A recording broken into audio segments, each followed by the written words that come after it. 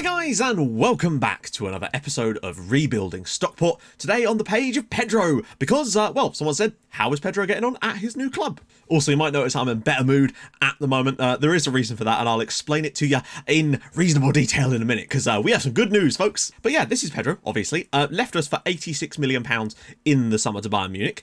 He's done all right for them, as you can see. 16 games for them in the league, 4 goals, but the 10 assists is the area where he's really excelled. My guess is they've probably been playing him centrally. I think we can actually see that. We should be able to. Yeah, so he's predominantly been playing. Actually, no, tell a lie. He's predominantly played out on the left-hand side for Bayern Munich. A few times through the middle, even though that's where he's sort of better. I think that's probably because we played him so much on the left, he's kind of become quite strong there. But he's been racking up the assists for Bayern Munich as they're second in the Bundesliga at the moment. So Pedro doing well at his new club, but we got £86 million for him. We had Jamie Lane in a free transfer in behind him. So in all honesty, I still feel like we came out on the deal better, to be honest. Like, I know that they got a good player, but we remember we've got clauses in his contract too, so there's more money coming in this too, because we've got sell-on fees and all that sort of stuff coming. Now, there has actually been another minor hotfix update, so 19.3.2. It's only supposed to be for, like, I don't think it has any effect on the match engine as far as I can tell, but the games I've played off camera were played on that patch. So, and things are, I have changed some stuff though, so I believe that's what's done it, not the patch. As far as I know, there were no changes to the match engine in the new brief little patch. It was just to fix a couple of little bugs in terms of like screen stuff. So hopefully that all should be good going forward, or it certainly feels like it is. The only thing I can think of to explain Dimitro's madness against Wolves is, does he have very low positioning decisions and or concentration? Let's have a look. So, positioning 13, concentration 12, and decisions 13. No, he doesn't. They are fine. And in all honesty, in order for a player to do what he did in that moment, he'd have to have minus 20 on all of those stats for me to accept that that is a thing he should do. In fact, those of you that didn't watch the analysis video and didn't see the Wolves goal I showed you guys, I'm just going to briefly show you again now just to prove how ridiculous this is. So this is the goal that cost us points against Wolves earlier in the season. I talked about it in the analysis video, but I really want to show you guys that didn't see this, just how ridiculous this goal is. So watch Dimitrov here, number 17. I'm not going to go through it in really slow motion. I'm just going to show you. Watch number 17. He's got these two. Now just watch what he does. There's no explanation as to why he does this. So he then decides to just run away from his position, go in between the two centre-backs, and leave a giant gap for Arzani to get the ball and run into. It makes no sense that he would do that. There is no reason why he would make that run and leave two players unavailable at the back post when he's a left back. And not only this, those of you that would have saw on Twitter, Curty, the streamer on Twitch, had the exact same thing happen to him from a throw-in on the other side of the pitch where his right back did the same thing. So I think it's a bug in the match engine from a throw-in specifically. I've not seen it happen in my favour, but I have seen it happen twice now with AI throw-ins. So it's a bit interesting. Also, I'll put a link to Curty's Twitch in the description so you can go check out his channel. You really should, because he's great. And his reactions to things like this are even better. Just putting it out there, I think we should play Norwich in the testimonial. Well, a lot of you seem to think that we should be playing Norwich, and that's going to be my first choice. As soon as I can possibly, I even tried to sort out a friendly now, but it won't let, I think we have to wait until, like, we finish playing our games. I don't know when the earliest is we can start scheduling friendly, so if you know, let me know. But I will try and get Norwich for Bruno Bridges' testimonial. That is, it has to be really, because we need to get drawn against Norwich. But other options, there's Dulwich Hamlet, we've got Barnet in there too as a potential options. Also, don't forget about Blast Speetons too. But the problem with those ones is I feel like it wouldn't be too much of a competition. I feel like against Norwich, at least it'd be a decent game for us to watch rather than us just battering someone. So I think Norwich is definitely my favourite option for us so far. Maybe we should get Ajax if we can't get Norwich. Also, before we get into anything else, there has of course been the draw for the next round of the Champions League, the quarterfinals, and we're going to be playing Norwich. No, we're not playing Norwich. That would be ridiculous. Although I wouldn't be surprised at this point. We're going to be playing PSG.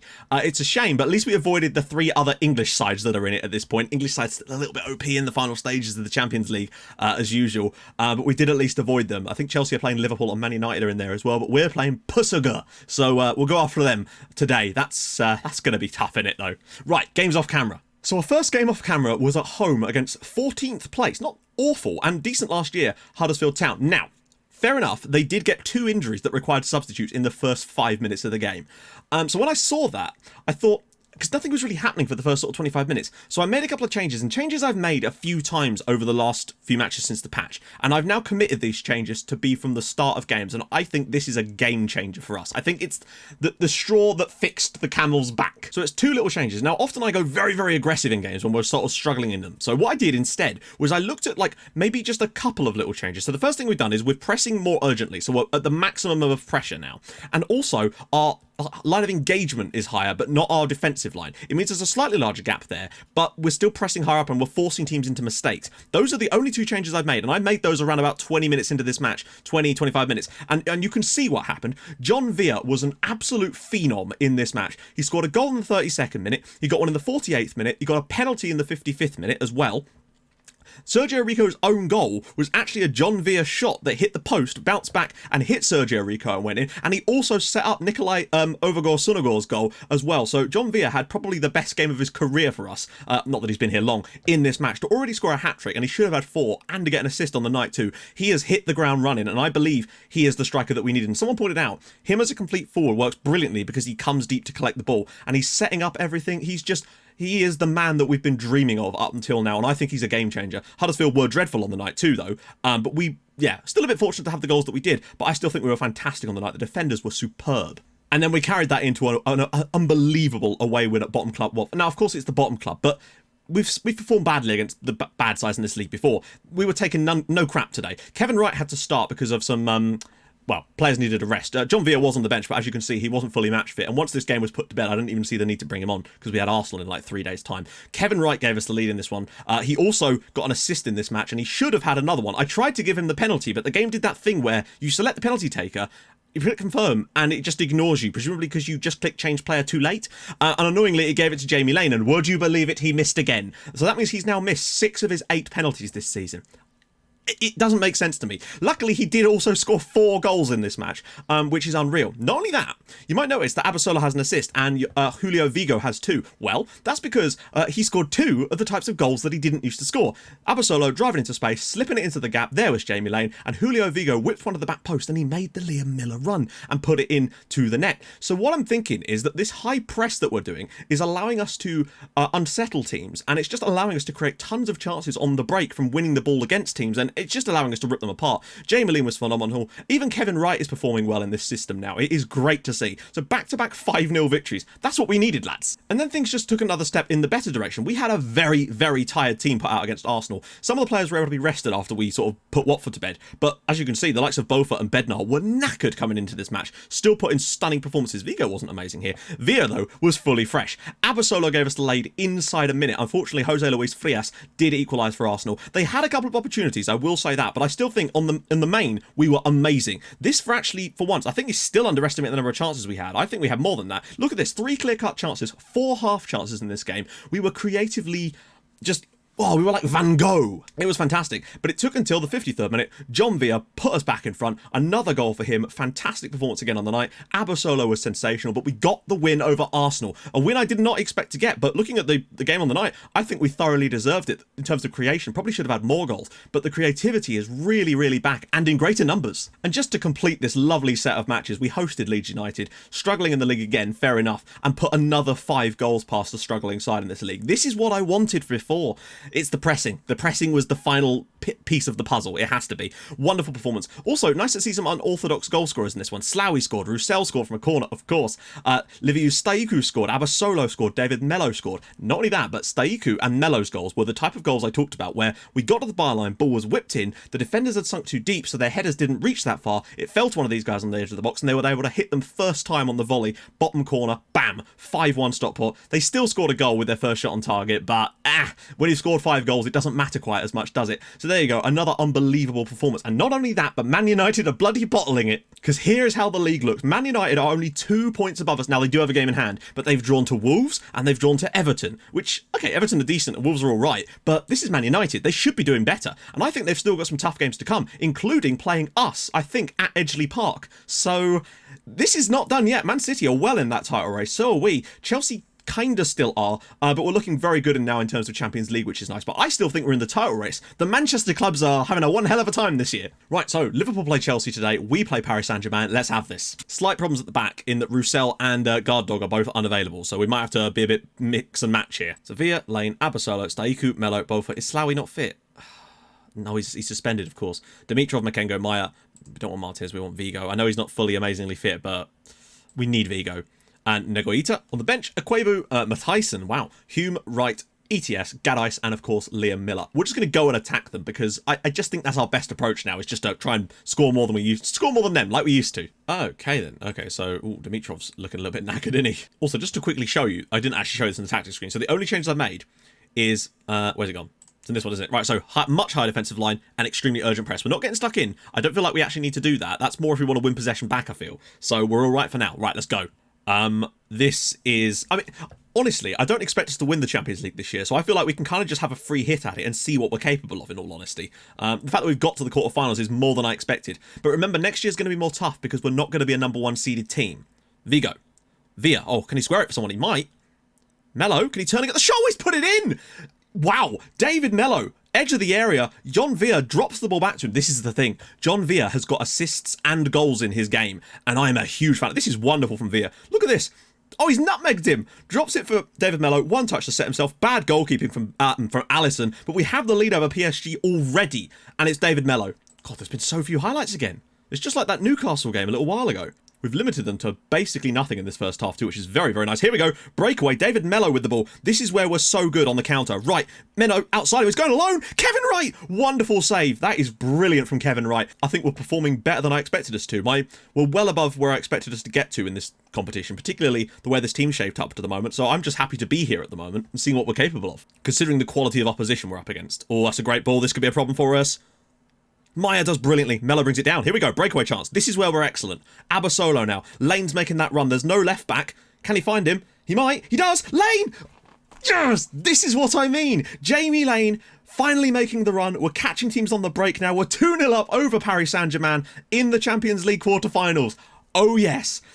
We found our little... I think we've found the... This was definitely the missing piece of the puzzle. Wonderful pass from Abba Sola here. Jamie Lane, first time strike with his left foot. Keeper wrong-footed. 2-0. Yes! Dimitrov's long throw. Maya knocks it down. Hume could win this. Mello could get a long shot away. Bends it wide. This is a tough one. Oh, my God. What are you doing? There we go. Jamie Lane.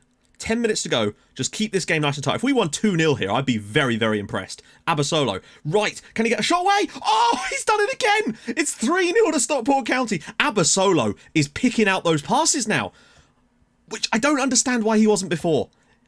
Considering even before I switched to these final two changes, he still wasn't picking them out. This is wonderful from Kevin Wright. What a first touch. And what a thunderbolt from Kevin Wright. Even our strikers are now unleashed in this team. Yes! Rildo. Oh, no. An away goal for Paris Saint-Germain on 87 minutes from a bloody corner. Maximovic with the goal. I would have rather won 2-0.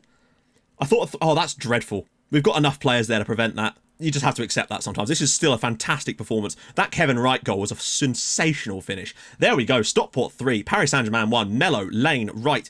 Maximovic got one back. I still think that's set us up for a really good potential opportunity in Paris, because I think we can get goals in that game. Right, we're back, and, well, it was bound to happen eventually. I think we've gone something like 13 or 14 unbeaten since the little changes and the new ones.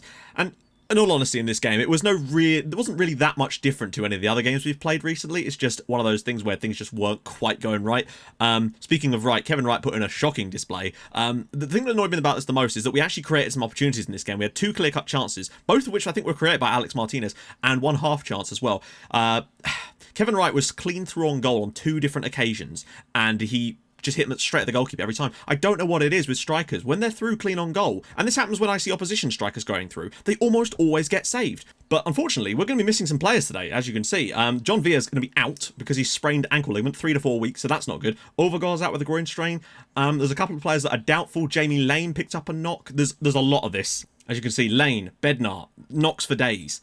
We're in a tough spot because we've got so many games, and I wasn't prepared to rest loads of players for the Villa game. Vigo should be fit again now. Yeah, he is. Okay, so he'll come back in. Right, Miller will have to start. Abasolo, Mello, Slawi, Bofa. ETS, this is what I mean. Roussel and Maya. Nagoita in goal. But look, this is the thing. He's out. Bednar's out. Hume's out. Villa's out. Lane's out. Which means the bench is going to be Dimitrov, Martinez, Staiku, Gaddice, Makengo, Aquebo, and Lloyd Hubbard. Also, quick word on Greg Stubbs. Been out on loan at Villa for a little while, putting in some really good performances. I think he's played like 12 games for them now, and he still hasn't scored a goal, but he's racking up assists, which means he's now played like 20 league games, and he still has never scored a league goal, despite scoring twice in a Europa League final and in a UEFA Super Cup final. He's like a question of sport trivia answer at the moment. Like, I honestly wouldn't be super annoyed if we were to somehow go out here, just because I feel like we're ahead of not where I want us to be, obviously. I just feel like we're ahead of the curve at the moment, and that's fine. But I feel like if we can come to, I thought I said, well, it is Pedro, it's a different one. If we can come to Paris and score an away goal, I think that might well be enough for us, but we'll have to see. They've definitely had the better of the first 15 minutes of this match, but, you know, they are the home team. They've got to try and impose themselves on us. We've just got to try and nick something, really. ETS, Miller. Oh, Liam. This is the thing. I just don't think he's as good. Oh, look at the space out wide. This is surely a goal for Chiesa. And, oh, no, come on. Oh, God. Jesus Christ. Okay. I mean, once Miller loses the ball here, this is the thing. The players that have had to come in due to the injuries, I just don't think are good enough. I mean, Chiesa should be doing better with this, but the... Oh, God, really? Oh, no. Seiba Nogueita. Like, he only has to play that out wide, and I don't know why he doesn't. Honestly, I think our best bet is just to see if we can come up with nick something in this second half and make it a lot more difficult for them. I think hit early crosses is probably a good approach here. Oh, here we go. A chance from a corner, perhaps. Miller's header. Saved by Becker. First shot on target of the game. It's gone too wide, surely? Well saved, Nogueita. They've not had a lot of shots on target, to be fair. They have created some good chances, though. Long ball here or something. A Quabu. He's been dispossessed. Here we go. This could be a trouble for us. Asensio. Well played, Morgan. That is sensational defending. Oh, no. Pulls us through. Saved by Nogueita. My goodness. We can't even control the ball now. We're doing our best. And if we were to somehow win this match, or this tie... Oh, no. Vigo does brilliantly. Nogueita. Lovely ball. Oh, hello. Lovely ball for Miller. He's got some space to run into. Can he pick a pass out? He might. Abba Solo! Oh, what a save. 2 minutes to go. A goal now basically is us out. Oh, no. No. Rildo. Nogueita makes the save again. Do it in slow motion. Yes! Paris Saint-Germain 1, Stockport 0. The own goal. I can't believe the only goal they scored in this match was an own goal by Nogueita. And how was Maximovic man of the match? Sorry, but Nogueita has to be man of the match for me. What about that for a performance? Not great, but we've shithoused our way through to a Champions League semi-final by beating Paris Saint-Germain over 2 legs. The first leg was the key there. We were so good. We lost the game, but it doesn't matter because we won the war. Semi-final draw. I thought it might happen, so I thought I'd just hang on. Atletico, Liverpool, Man United and Stockport in the semi-finals. I'd like to get Atletico just so we don't have to play an English side. Stockport County will play Liverpool.